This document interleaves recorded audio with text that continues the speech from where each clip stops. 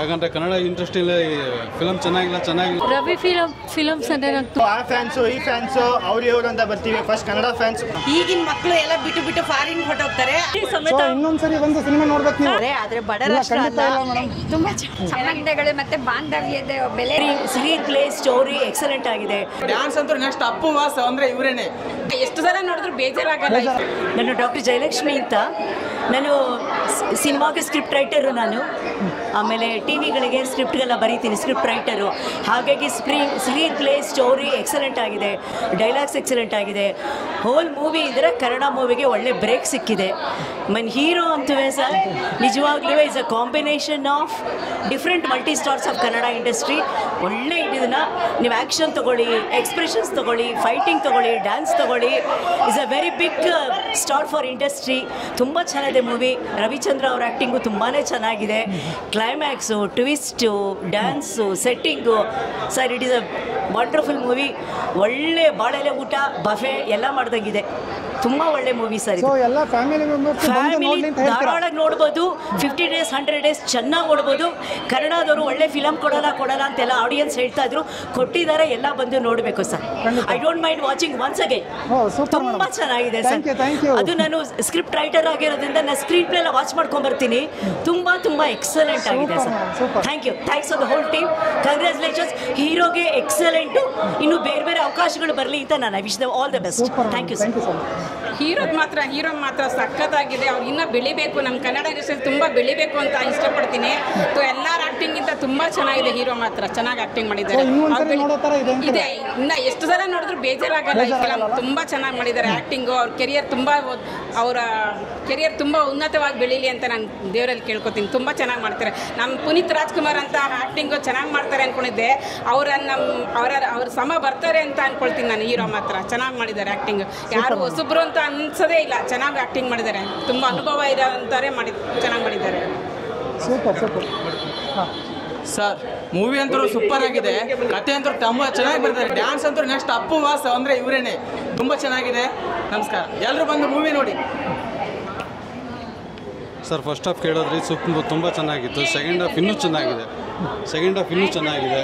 Dance, budget, Kannada film ಇಂಡಸ್ಟ್ರಿಯಲ್ಲಿ ಈ ಥರ ಫಿಲಮ್ ಬರಬೇಕು. ಅವಾಗಲೇ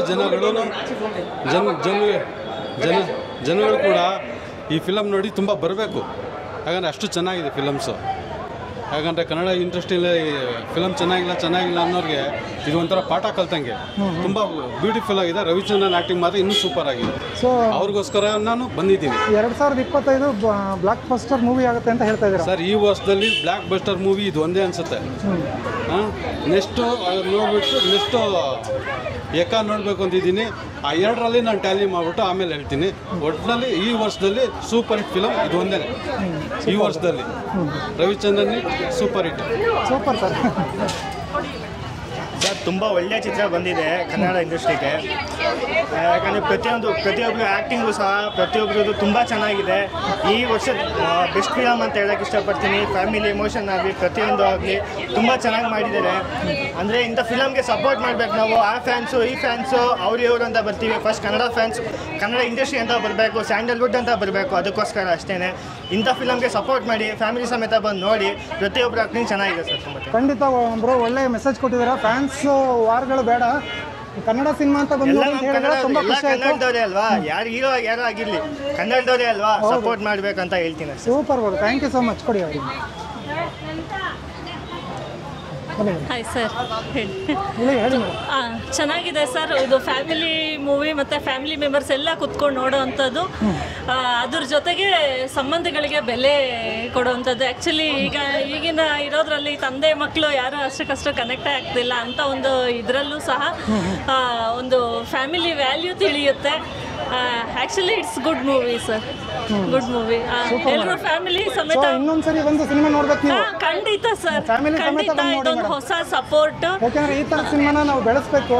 ಹೌದು. ಸೊ ಖಂಡಿತ ಎಲ್ಲ ಫ್ಯಾಮಿಲಿ ಕುಟುಂಬ ಸಮೇತ ಬಂದು ನೀವು ಮತ್ತೆ ನಿಮ್ಮ ಅಕ್ಕಪಕ್ಕ ಮನೆಯವರೆಲ್ಲ ಬಂದು ಸಿನಿಮಾ ನೋಡಿ. ಖಂಡಿತ ಸರ್. ಇಲ್ಲ ತುಂಬ ಚೆನ್ನಾಗಿ ಆ್ಯಕ್ಟಿಂಗ್ ಎಲ್ಲ ಚೆನ್ನಾಗಿ ಮಾಡಿದ್ದಾರೆ. ಫಸ್ಟ್ ಫಿಲಿಮ್ ಅನ್ನಲ್ಲ ಅನ್ಸೋದಿಲ್ಲ, ಒಳ್ಳೆ ಎಕ್ಸ್ಪೀರಿಯನ್ಸ್ ಆ್ಯಕ್ಟರ್ ಥರ ತುಂಬ ಚೆನ್ನಾಗಿ ಮಾಡಿದ್ದಾರೆ. ಮತ್ತು ಸ್ಟೋರಿನೂ ಅಷ್ಟೇ ತುಂಬ ಚೆನ್ನಾಗಿದೆ. ಸ್ಟೋರಿ ಲೈನು, ಸಂಬಂಧಗಳು ಮತ್ತು ಬಾಂಧವ್ಯದ ಬೆಲೆ ಗೊತ್ತಾಗ್ತಾ ಇದೆ. ತುಂಬ ಚೆನ್ನಾಗಿ ಬಂದಿದೆ ಫಿಲಿಮು. ಹೊಸ ನಟ. ಸೊ ನೀವೆಲ್ಲ ಎಷ್ಟು 100 ಜನ ಬಂದಿದ್ದೀರಾ? ಸೂಪರ್. Thank you.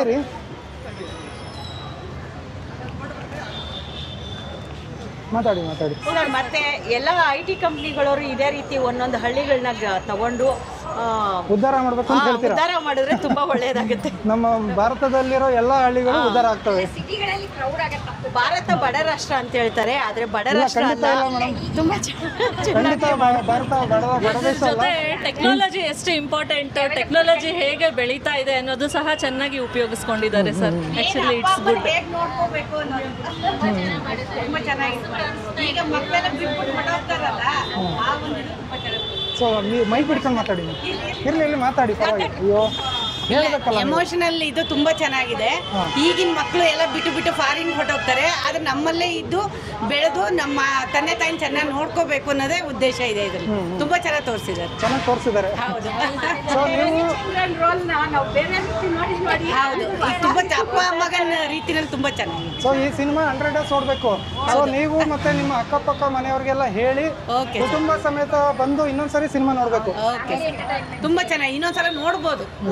ಖಂಡಿತ ಈ ತರ ಸಿನಿಮಾನ, ಕನ್ನಡ ಸಿನಿಮಾನ ಬೆಳೆಸಬೇಕು. ಪೈರಸಿ ಅವಾಯ್ಡ್ ಮಾಡಬೇಕು. Thank you so much madam. ಹೌದು. Thank you. ಮಾತಾಡ್ತೀರಾ? ತುಂಬ ಚೆನ್ನಾಗಿದೆ. ರವಿ ಫಿಲಮ್ಸ್ ಅಂದರೆ ನಂಗೆ ತುಂಬಾ ಇಷ್ಟ. ಇವತ್ತು ಬಂದು ತುಂಬ ಸಂತೋಷ ಆಯಿತು. ಅವ್ರ ಮಗನ ಪಾತ್ರನೂ ಹೀರೋ ಇನ್ನೂ ಚೆನ್ನಾಗಿ ಇಂಪ್ರೂವ್ ಆಗಲಿ ಅಂತ ಆಶಿಸುತ್ತಾ best of luck. Super. Thank you madam.